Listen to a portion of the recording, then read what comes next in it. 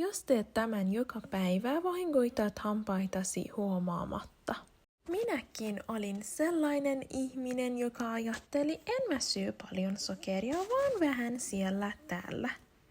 Kahvin kanssa keksii iltapäivällä joku snack, illalla jotain makaa, mutta hampaat ei ajattele samalla tavalla. Joka kerta kun syöt sokeria, sun bakteeri tuottaa happoa ja laskee pH:ta.